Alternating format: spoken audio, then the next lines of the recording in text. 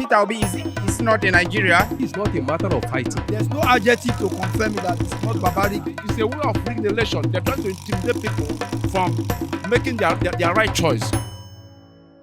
Over the weekend, some supporters of Peter Obi, they were beaten up at Oshodi. What is your view on that? There's no adjective to confirm that it's not barbaric, it's not devilish, it's not. There's no adjective to compare. It's very useless. Lagos State is a place I know you have the highest number of street urchins or miscreants. And you know they are always lawless in their doings, in all their doings. I know such thing will happen. But what I want to advise everybody as a Nigerian citizen, that we should be very, very much vigilant, especially about security. And more, we should know that person that we believe is going to be our president, that will lead us very well. We should try everything as much as possible to make sure we do all our possible best to support that person. Those that did that are not getting it right, because party is something of interest. It is not a compulsion that everybody will join in one party. That is why we have diverse of political parties, so you can make a choice on the ones you want to follow. So, because Nigeria is a secular nation, it's not a monopolian nation whereby you can be enforced to be in a particular religions or political parties. It's very unfortunate for that to have happened. But all this, at the same time, I'm not surprised that it happened. It's what I know it will happen as far as Lagos State is concerned. Going by the type of government we have in Lagos State and the party in which produce that government and the leadership of that government of that party and the personality behind it and the whole sum of supporters, they are character their nation. I'm not surprised that happened. I've already known that there's going to be a violent opposition reaction, intolerance, outright aggression against the opponent of the so-called APC government in Lagos State, particularly their godfather, who is not in the ambition of presidential seat. Don't forget that when the peace accord was to be signed last week, it was their only godfather who was not in Nigeria. They don't have right to be beating each other. So all these things is a politics, but we don't have right. We have to settle it peace and peace. Look for what is going on and settle it within ourselves. We have no right to be beating each other. It's not a matter of fighting. That's the political misconduct. It started. That's what people need to see. In this country, people need to be very careful, because we are not in a war. In a country like Nigeria, where people take the election as the most important thing in life, instead of our government to focus on the economy, to change, so that the common man on the street will be able to put food on the table, then we keep on dragging on the politics and everything. It's very unfortunate in that kind of acts. Peter Obi is not in Nigeria. He's from Nigeria. Why is that kind of a thing happening? What did the government of the day is talking about? So this thing shows you that that started. So we will see more. So, but what I'm saying is that people must try as much as possible to resist all these things, because we can't continue like this. It's just tribalistic. It's not good.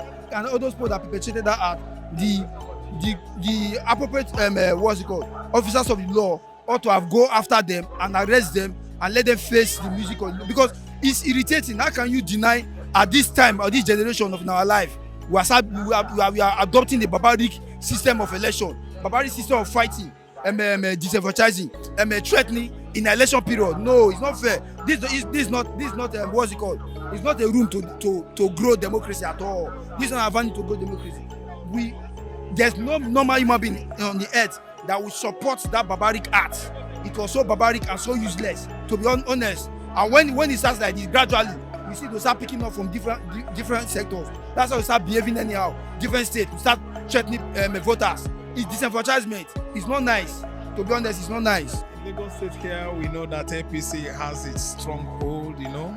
Many supporters. It's not like Anambra, Ondo, or Ogun State. So mostly the motor parks, touts, they are all behind APC political platform. So when Obi issue, you know, came up, May this year, let's say April, May, I think is a wake-up call to other political party platforms to know that someone else, somebody new on the polity is coming up. So if you ask me, I don't think it's a strange thing if motopark touts beat obedient supporters. So if they do so, we know it is what we expected to be. I think understand, it's not a taboo. Sure, understand. Even I could not, you know, I could remember at the axis of Ago Palace where Amu Wodofin and Okota. That is their normal, you know, how they operate over there. Motor parks, they used to beat, you know, that time when we had PDP and the APC, they used to lynch on the PDP, you know, PDP supporters. They used to beat them up. Even during the election, they denied most of them access to the polling units. I didn't understand.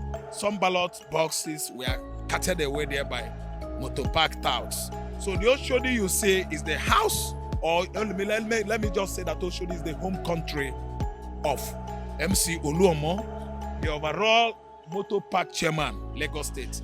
So beating these guys at the axis of Oshodi, well, I think is a situation that is not inevitable.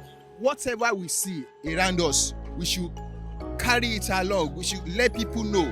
We should try and announce to the people, let people know what is going on. Tell ourselves, at least thank God for the system. We can do everything in a way that people will know this is what is going on. Carry our phone, use a phone record, camera, all those things to let people know this is what will happen. This is what we are facing in Nigeria. I know such thing will happen. They will attack. Even the other party itself. Such thing may happen to them as well. We never know. But I believe all our leaders, they are the same fed of same feather. So we should not deceive ourselves anymore. We should try and be security conscious. That is the key that we need to do. So, you see, they say that they almost beat the guy to the point of death. They said that they even went that far of burning the guy. But due to the God's intervention that the guy escaped it.